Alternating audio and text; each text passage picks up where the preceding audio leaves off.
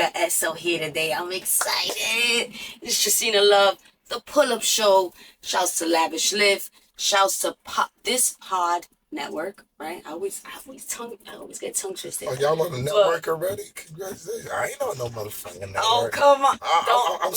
We're not going to let Esso do this right now. I'm solo. I do everything myself. Well, we do everything ourselves. That's right. That's right. And to say, Esso, seeing the journey, reading your bio. I mean, okay, first of all, we got Bronx born, yes. Queens raised. Southside Jamaica, to be exact. Oh, to be exact. I mean, you New York, you know, just with the upbringing, you're New York. Yeah, Southside Jamaica, to be exact. And I went to school uptown. Yo, I played basketball, went to school uptown. You played basketball and baseball? Yeah, baseball, too. Because to me, you got to choose. Yeah. I should have stuck with baseball. I was very good at basketball, but I was a bigger baseball star. Wow. Yeah, but no girls came to the baseball games, and it was kind of whack.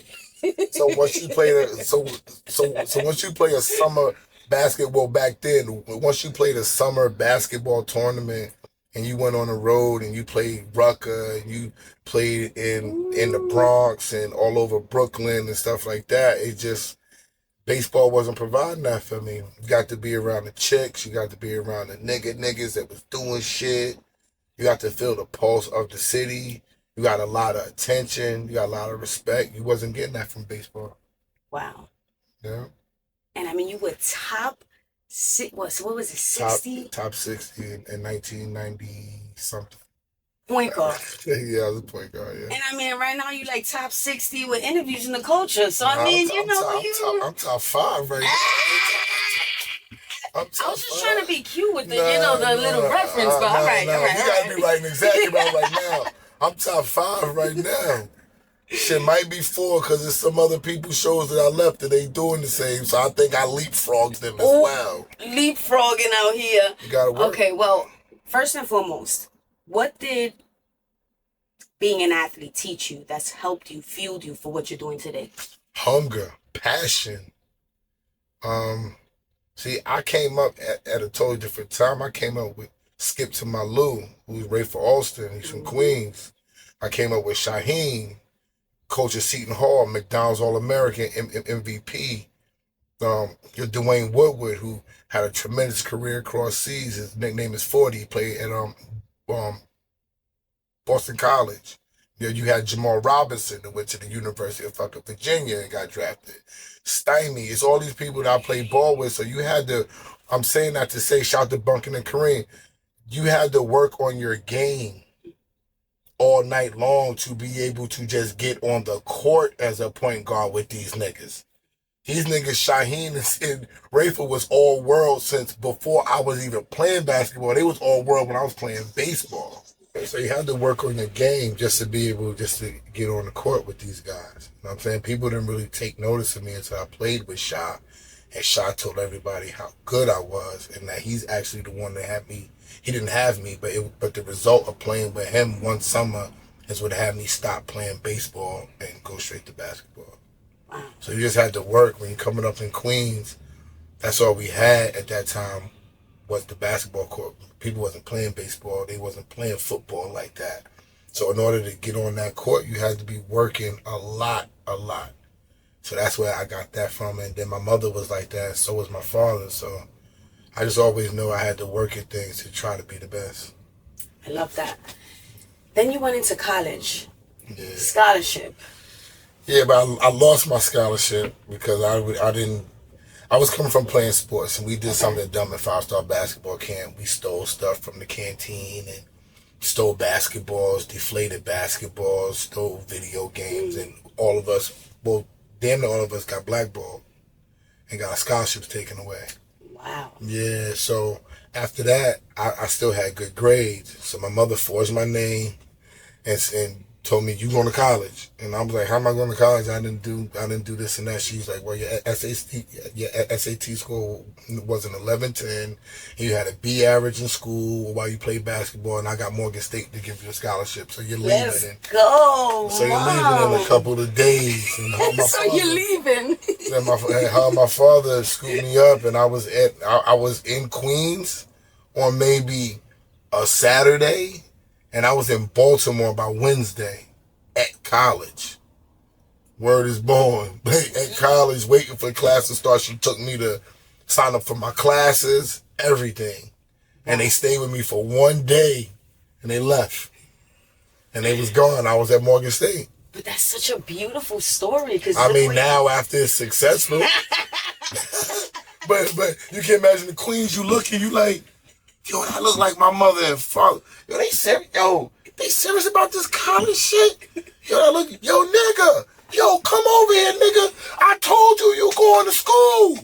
In front of everybody, and I was like, oh shit, niggas like, yo, you gonna have a blast in school. It ain't like, it's not like 12th grade, you get freedom, you can wear a hat in class. You're like, what? Like, hat? I can wear hats in class and show up, and yeah, nigga, you make your own schedule, so if you don't want to get up till 10, nigga, start your classes at 10, and I was like, what?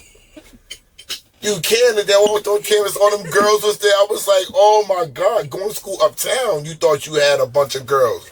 Yo, I went to school on 135th and Convent, okay? And it was full of girls. Like, I was spoiled by women at a young age because at 13, I started school uptown in 9th grade. So coming from Queens, you uptown with the Bronx, Queens, and Brooklyn, and Manhattan, and all these different girls, like Spanish girls everywhere. Like, everywhere, bro. Like, oh shit, in Queens you got some Spanish girls, but you got to go to a certain spot. In this school, it's Spanish girls everywhere. I mean, it's black girls everywhere, like everywhere. And I'm like, oh my God, and I played ball. I loved it. I fell in love with it. You know what I'm saying? And then when I went to school, when I went to Morgan State, it was the same thing as uptown, but it was girls from fucking Maryland. Yeah. Philly, Baltimore, You really had a DC, good taste of New York, Virginia, New Jersey, Connecticut, Boston, Memphis, California, Texas. And then you go into homecomings. You're like, And other schools that's right there, like HU homecoming is 30 minutes from Morgan State. Oh my God, now I'm at Howard homecoming. This is when I'm 17. I'm starting college at 17. I started uptown at 13. So 17, and then 2 months in, I get my car. I have my own apartment. I'm rolling, and I'm like, damn, there wasn't nothing. Like, I had my own crib, my own car. It was like, it was crazy, and I was automatically popular because a lot of people that went to school with me went to Morgan State too, and I didn't know. So people from the basketball team was there. so it worked out. It was crazy. So it was like, I had like a new home quick. And then I experienced hate uptown, but the hate at Morgan State was even more, but it made me that much more popular fast. Oh, that's interesting. It made me really popular. So in my freshman year, these DC kids, one wound up running, these dudes they're major now within the promo marketing world. Like, they live in California. So they pulled me on, and they was like, yo, we want to throw parties. And I was like, so why y'all telling me? They like, because you're popular, and you're from New York, and we're from DC, and you can help us bring the crowd. And I was like, throw a party? I was like, nigga, I don't know nothing about throwing no parties. And they was like, well, people make money off of this thing, and blah, blah, blah. And I was like, make money? I was trying to figure out how I'm going to make money in college because I wasn't getting no job. So I was living off of my school loans, and I was selling weed. And I was like, I never although weed ain't no drug dealer type of shit, I just never liked selling drugs. I'm not a drug dealer. I'm not a nigga who wants to go check fiends and argue with niggas. Oh, if my shit is $3 short, I got to check a nigga. That ain't me. I'm like, it's $3 short, so what? You know what I'm saying? Like, it's $3. You know what I'm saying? What's the big deal? In that world, you can't be like that. Yep. You know what I'm saying? So I never really wanted to do that. So I was looking for a way to make money. Do the party. I packed the party. Made a couple dollars. Got the bug. Do my own party. Because they didn't make a lot of money. They didn't put in money. It was weird because they were doing it not to make money. They were doing it. I didn't know the big vision. I'm still a nigga. So the big vision is to blow this up and get sponsorship. Even back then, I ain't know nothing about no damn sponsor. I'm like, yo, niggas got paid at the door, bro. I'm putting out $500. You know what I'm saying? Like, we all putting up $500. I need the money now. It's $2,000. Why would I do this party and not make my $500 back? I was lost by that. I really was. I was like, why would a sponsorship? So how many parties we gonna lose money to get Nah, bro. I'm 18, 17. I can't afford that. I can't afford to lose money. So I spun off from them and started throwing parties on my own. And it took off. And that's how I started in the music business. Yo. Yeah. But I love that story because I feel like, do you feel, I mean, now you can say college is worth it. No, college was definitely worth it. But do you feel now if an artist asks you, is it worth me going to college? Or Definitely. I graduated too. I didn't just go to college. I graduated with 2 degrees. Let's go. Yeah, college, although I didn't use my 2 degrees, college taught me a lot about relationship building. Mike Lighty went to school with me. Joe Claire was in school with me. The dude that produced the Martin Lawrence show graduated from Morgan State and used to come to school with me. Wow. There's a comedian, Sherrod, that went to school with me. It's mad people that's from the Morgan State, but they don't tell you. And then there's other relationships that I made, me being in college, when I threw parties. Clue's girlfriend at my time was roommates with my girlfriend. Wow. That's how me and Clue got tight. Clue came to me and was like, yo, you both from Queens. I mean, this was before he was blown up. Yo, you from Queens and I'm from Queens. Your girl is best friends with my girl. Why am I not doing your parties? Why is all these other niggas doing your parties, bro? And I was like, all right. It was just like that. I swear to God, I was sitting out there because S was doing my parties because I'm an uptown nigga too. That's what Queens niggas say. Because when I went to school up here, I stayed up here. My grandmother lived up here. So I spent a lot of time uptown. So Queens niggas be like, oh, you an uptown nigga too, you uptown nigga too. So me and S got cool from a guy named Fat Daddy. So when I first started doing parties, S was carrying crates for Kid Capri. You feel what I'm saying? So we used to go to S house. We used to cut school and go to S house because S had us by like 3 years. You know what I'm saying? So S was home. So we would cut school and Fat Daddy be like, yo, let's go to S house. I know S real name and everything. You know what I'm saying? So when I started throwing parties, it was only right. Yo, S is throwing parties. He's blowing up uptown, blah, blah, blah. I'm going to bring S down here. S going to do my parties. And they was big. S&S, Craig G. They was all doing all the wild uptown parties. Hey, yo, all right, all the uptown shit was lit. Puff Daddy was an uptown nigga, although he's from he lived up here and then moved to Mount Vernon. Mm-hmm. He was an uptown nigga. Mace was popping, Cameron popping. Oh my God. You feel what I'm saying? So S had it, but Clue was that nigga too. So I made the move because my girl, I thought, you young. I think I'm gonna be with this girl for the rest of my life. She beautiful, she popping. I'm locked in. Fuck are we talking about? So how am I not gonna have Clue? Clue's gonna be around me because Clue's ex-girl is Dia. Dia owns Lobos Tequila. She used to run Combs, all puffy shit. So she wound up being somebody major. We always knew Dia was gonna be major because she was smart. They whole girl crew, Dia, Keisha, Lois. And there was another one of them. But they was all smart motherfuckers that went to St. Francis Prep in Queens. And they wound up being at Morgan State.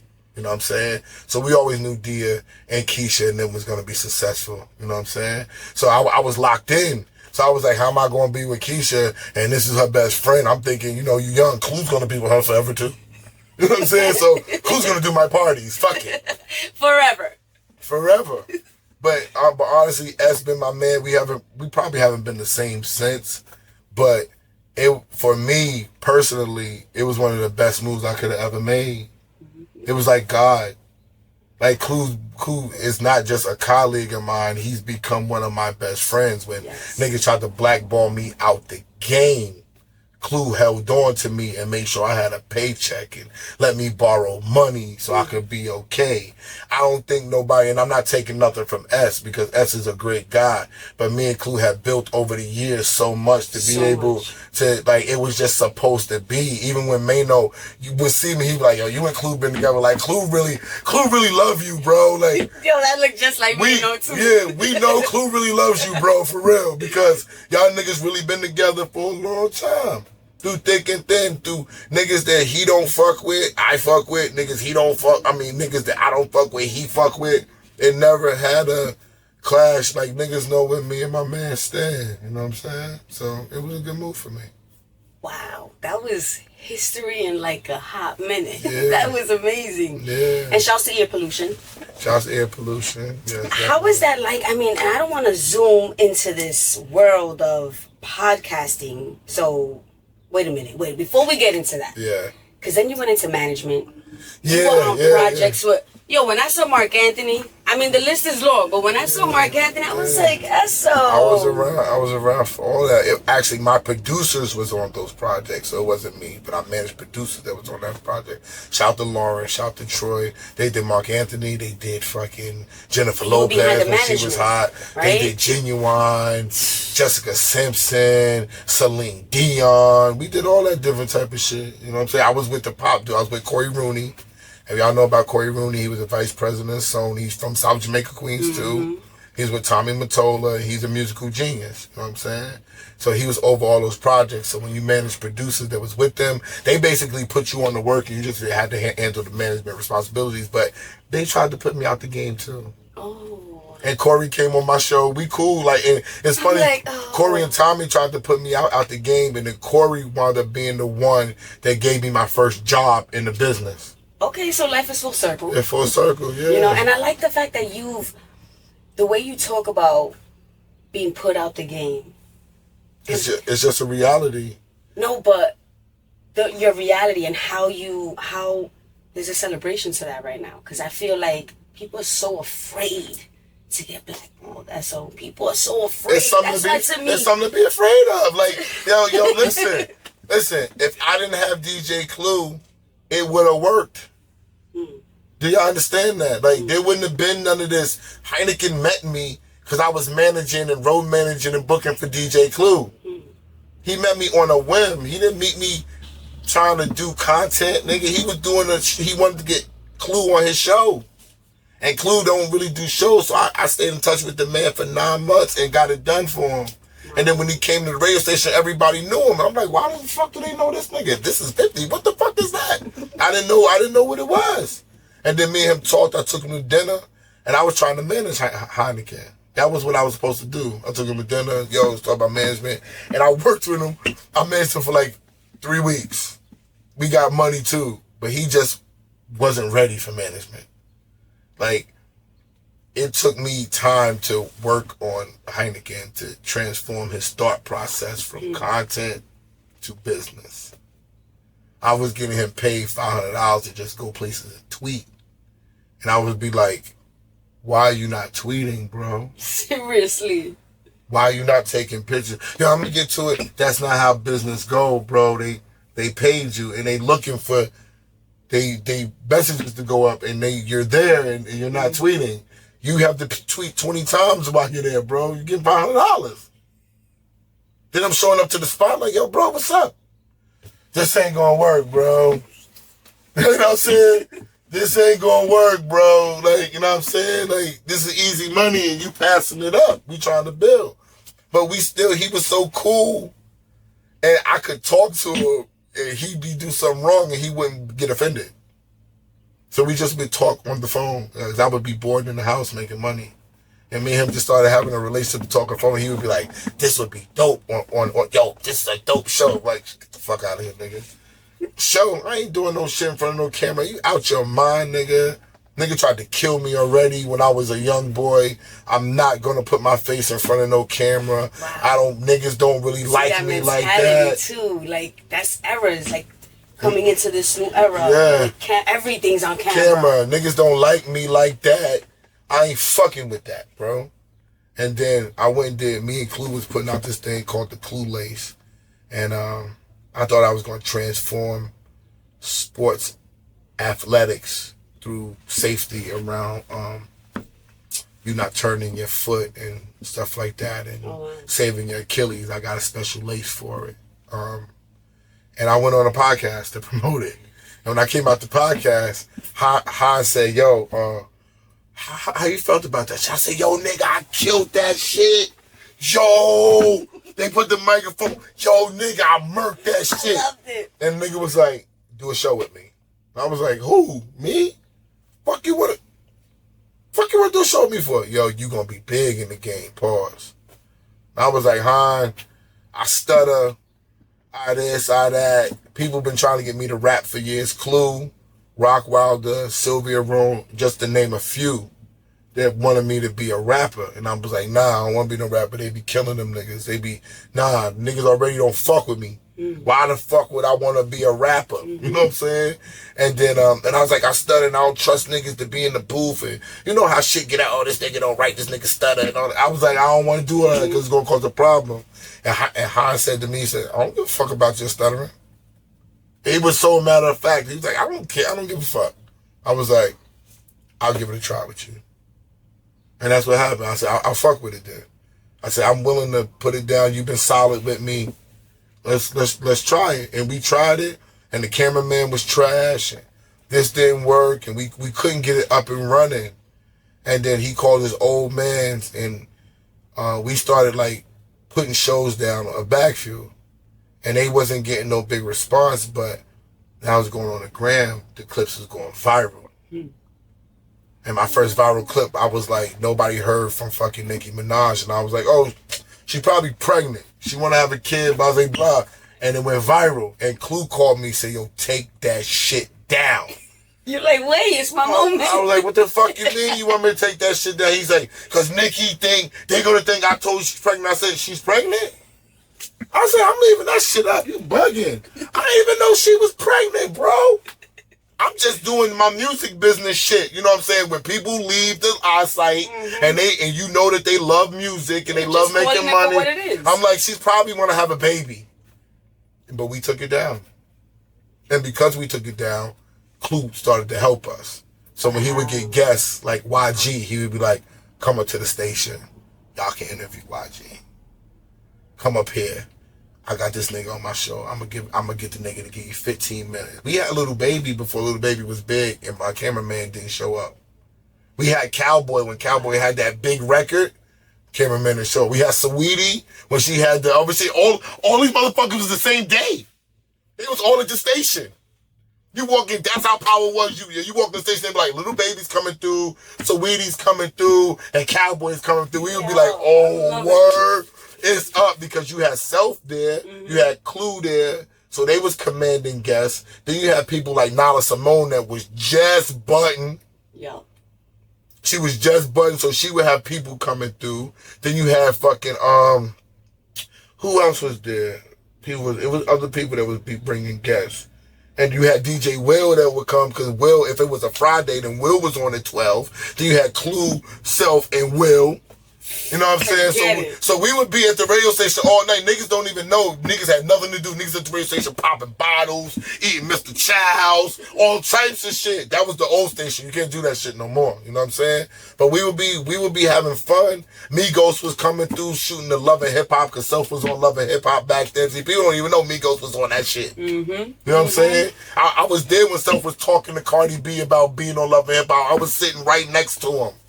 I remember Cardi B was like, yo, we need to talk about, I'm going to act like I'm pregnant by you, Self. And Self was like, well, what's going to happen when you lose the baby?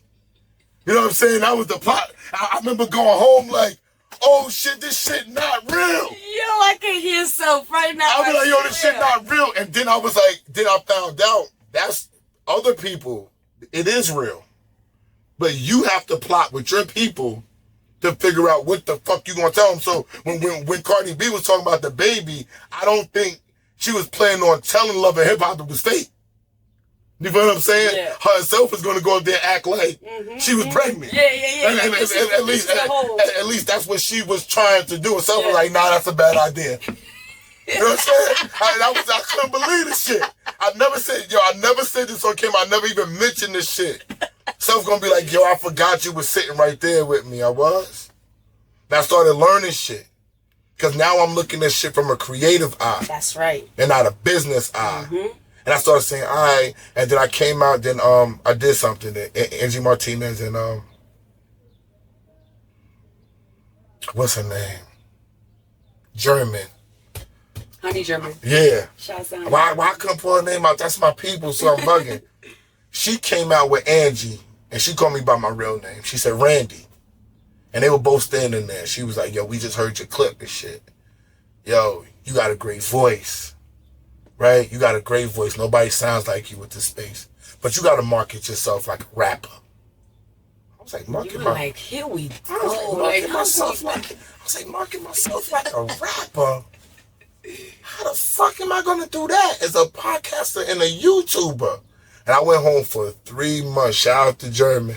I went home for 3 months and smoked weed and was like, what the fuck is she telling me? Market myself. And I said, oh shit, I got it. I gotta market and promote myself.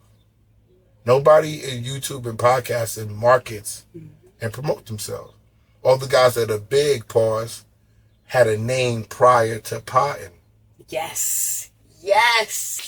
Right? So I said, oh shit, Joe Buttons, Nori, Math, Gilly and Wallow, not Wallow, but Gilly, they all have some type of fan base behind them.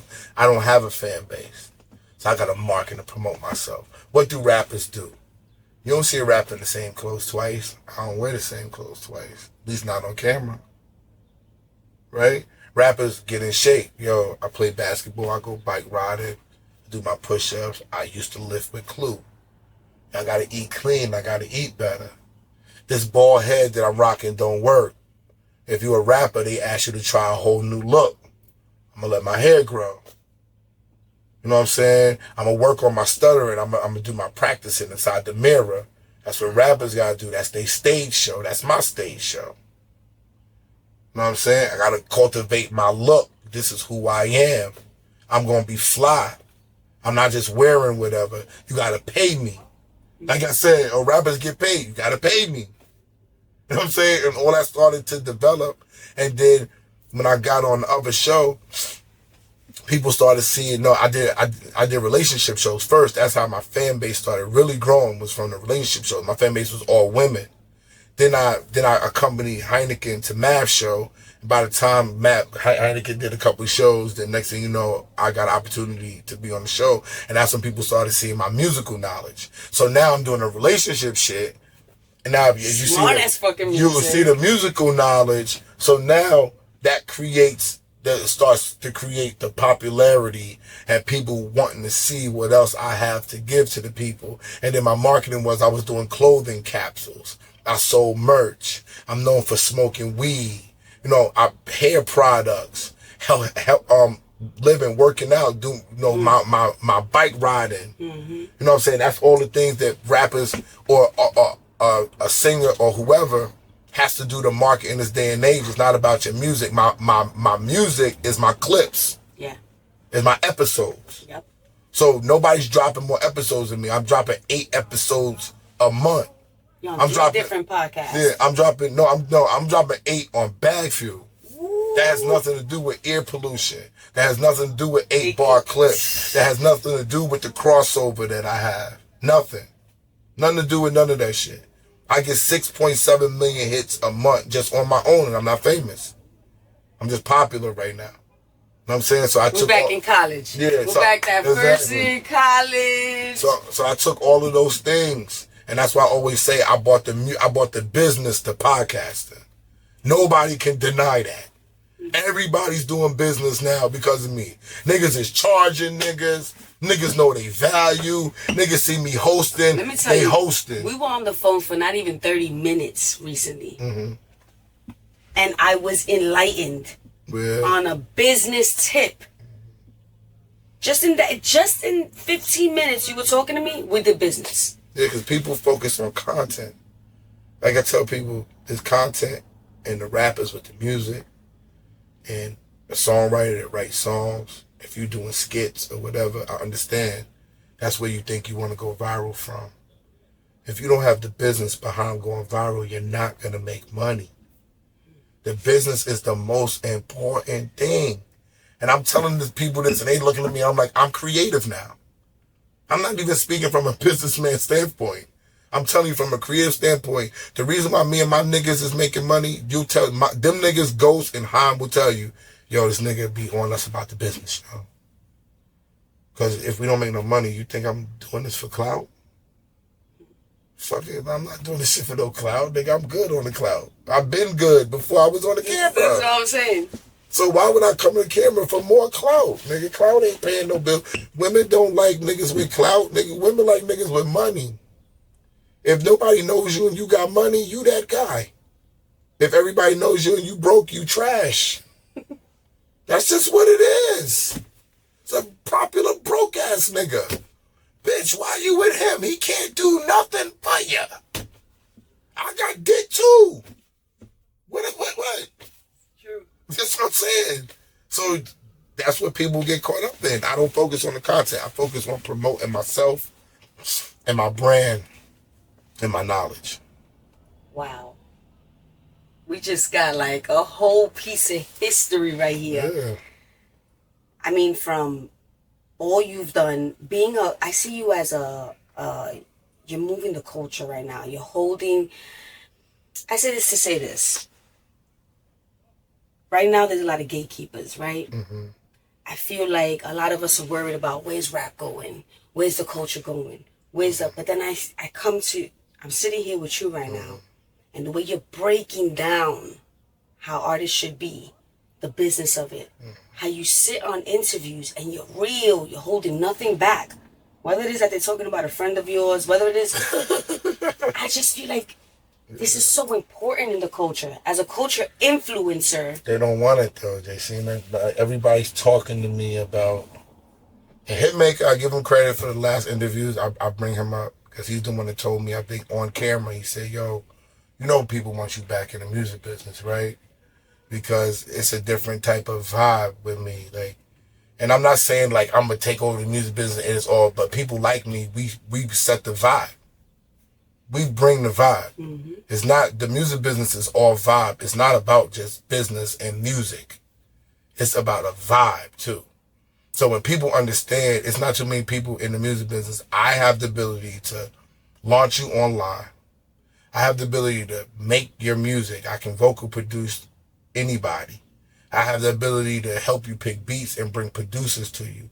And I can take that same music right to Sirius Satellite and get it spun, right to Power 105, right to Hot 97, right to Power 99, right to Gray Street and get it spun. Nobody can do that. Nobody. I don't give a fuck. Some people can do a lot of it, but they can't do it all. I can host your parties and I can put your events together. So that's why they were going so hard to blackball you too. Yeah. Yeah, definitely. Because the way you talk, Esso was genius on all aspects. But like I was gonna say, like Hitmaker said, but everybody's worried that you're gonna tell niggas everything. You know what I'm saying? And what I'm telling people, they don't even understand what I'm telling them. They get discouraged by my information instead of saying, yo, I'm glad this nigga told me. You know what I'm saying? So there's so much more information that I know that I understand why the powers that be don't want me to tell them, because all they're trying to do is use it negatively. They're not taking my information and using it positively. They say, this is why I heard Esso say this. This is why, because I ain't got no money. You know what I'm saying? Nah, relax. You already know it's because you ain't got no money. So don't ask them to do something for no money. You have to figure out your value and how you can work your thing out. Where you're going to bring value. Like, y'all helped me today. I got the people waiting. I turn around and I help you. I bring value. I charge niggas. I'm sure that y'all charge niggas. I charge niggas $1,500 to be on their show. And they look at me like $1,500. Yes. What the fuck? Like, I'm like, yo, you bro. See this knowledge? You don't see this knowledge you're spitting? There's a whole class right here. But they don't appreciate the knowledge. They're looking for the hits. So with all that, what's one thing you love about podcasting? I don't know. This is the first thing I love since basketball. Like this. I love podding more than the music business, which will blow people's mind. Because at one time, I loved being in the music business. It's not the same no more. But what I love about podding, I love, to be honest, I like reaching the people. I've never had this opportunity to reach this many people before in life. And I didn't think that it would matter because I always held my information close to me. And I knew I had the information because I know this is a taboo name, but even people like Puffy would ask me for my musical opinion. And they say what he wants, he's still a musical genius. Clue asked me for my musical opinion. Dr. Dre said I was the greatest producer manager that he's ever met. And at that time, he had been in the game for 20 years. This was 2005. He said that to my face in front of Rock Wilder and in front of Yummy Bingham. You know what I'm saying? So it's those type of situations. Sylvia Rose saying, I'm more of a rapper than a manager. You know, managing Maya. Maya was the biggest mistake that I ever made in the business ever. Was messing the relationship up with her and the business relationship up with her was one of the biggest mistakes that I ever made. She was like one of the coolest people ever. You know what I'm saying? So going through those type of things, knowing Beyonce, working with Beyonce through Rock Wilder, having these people really like know you and know who you are, knowing Hove. You know what I'm saying? These people know you. You know what I'm saying? You it's were like you was promoting Hove's parties back in the day. Yeah, yeah. I did Hove's first show in Baltimore ever. Wow. Hove and Foxy. Although he went in a magazine and said it was his worst show ever. Hey, I was 18. Listen, I was trying to put it down. That's the same party that Clue came to and said, I should be doing your parties. So look what it did.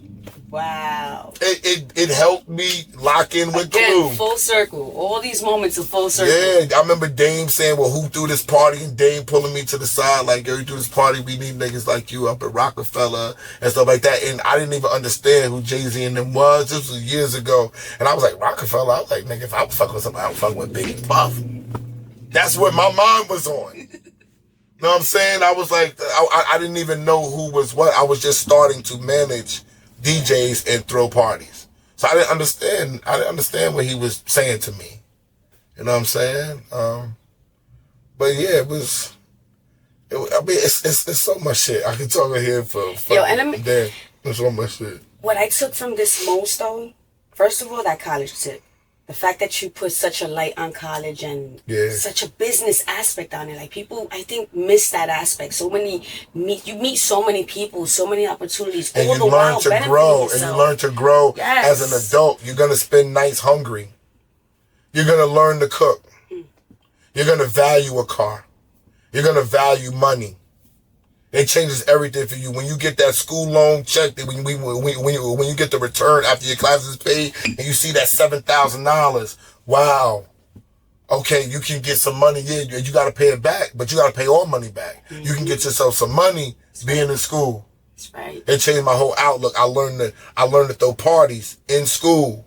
I gained relationships in school. You can't gain relationships in school on the street like you can in school, because when people's going to school, 9.7 times out of 10 they're trying to be better. You know that already. Yes. And on these streets you don't know nothing. Yes. You're around like minds of people that you know is trying to progress. Some of them is rich. Some of them is dumb smart. Mm-hmm. Some of them have, that likable ability. Some have relationships. Some come from a good family. Some have values. You already know that on that campus. Even if it's beef, niggas ain't trying to kill you. I'm not saying shit don't happen on college campus, but it's way less likely than it is uptown on Lenox Avenue. It's for real. You know what I'm saying? Like, It's a safety thing. You selling the little weed on campus, cops ain't coming to get you. Mm. And back then, weed was illegal. They not coming to get you. You know who the weed man? He smelled like it in class. Ain't nobody teacher ain't sweating this nigga. This nigga's in school. You feel what I'm saying? Yep. So it's a total So I love for the generation coming up right now to hear that there's still light in going to school and white kids are still going to school. When you're watching all the sports, you're watching the University of North Carolina, you watch all these big sporting events that you like, right? The white kids are in school. Only the black kids, they're saying, yo, do it remotely. You can't get on relationships remotely. No. You can't meet the president of Verizon's daughter online. You got to be outside. And you got to be with these people that over in Malibu and all that type of shit. Go to Pepperdine. Spend your money. Go out to California and go to Pepperdine. Be in Malibu. Come out your classroom and go down to the beach in Malibu and call me back and tell me what you're talking about. Tell me if uptown is crazy or not. It helps you see shit. You know what I'm saying? People take you places. You stay at people's homes. People open their homes for you. Oh, my college friend is coming down, mommy. Oh, not the nigga from the corner. No, he's college. Okay, you good. Yep. I got room for this So nigga. true. Let's say, yo, people don't understand that. Knowledge is key. The footwork, I feel, that went behind everything you're doing right now. If they could say many things about you, beautiful things. If there's one takeaway, what would you hope they say about you, Esso? I'm honest. It's honest. That's it. You might not like everything I say. You might not like what I do, but it's all straightforward and honest. This is who I am. I'm not putting on nothing for the camera. Like, people look at me, they're like, yo, you get paid to be you. I'm loud. I crack jokes all day. I smoke weed all day. I love sports. I love being around women. I love my wife. You love good conversations. I love good conversations. You know what I'm saying? Like, and that's the light I feel you've brought to podcast. I feel like you're everywhere. You're doing a few things. You're not subject to just one outlet. But you don't have knowledge for that. That's what Ish says. Like, Ish, you know, me and Ish went to college together. So Ish calls me and says, yo, nobody can really fuck with you. Because he isn't going to talk about himself, but he feels this way about me and him because he said it. He's like, we can talk about anything. He's like, if I want to roll up on you and talk about politics, he said, even if you don't know about real estate, you can talk to me about the business side of real estate. You've bought your own house. Mm-hmm. You've done mad shit. You know what I'm saying? You graduated from college. You've been a basketball star. You've been a music business star before this camera shit was lit. Mm-hmm. You know what I'm saying? I've traveled the world. Done wild shit with wild women. You know what I'm saying? Like, you can do countless things. I've bought expensive cars. I spent too much money. I filed for bankruptcy. I was out the game. You know what I'm saying? Niggas blackball me. This brought me back in the game. Yeah, I was working with Clue, but working with Clue is a legend. Clue is a legend that's like, you know what he's gonna make and you know what I'm gonna make, and when it comes, I charge them, I go, it's easy. It's all standard. It's gonna be 5,000, 7,000, or 10,000, depending upon what we're doing. The travel is going to be me, him, and the security. He needs 1 suite, 2 singles. You know what I'm saying? That's easy. Business. Yeah, that's easy. You know what I'm saying? But you have to, like, you got to just put your footprint in this shit. And my footprint is, I'm straight up with niggas. I'm honest. That's it. There's no trickery to it. I don't like tricks. I love it. I thank you for being so honest. Well, I thank you for giving me, the love, what it took to make Esso today, what we're loving on every platform out there. I appreciate that. I love it. Thank you very much for having me. I really love it. And the times you reached out to me, bro. Like, I really love it. Yeah, you don't show up, though. She don't show up for nothing. I don't invite her no more. Just so y'all know, she's not invited. She canceled on me last week, and I was like, she's not even gonna show up for the pull-up show. No. And ask her how many times I texted this week. I texted Sunday. I texted Monday. Even this I morning, texted like, this morning, and I texted saying I'm 30 minutes away.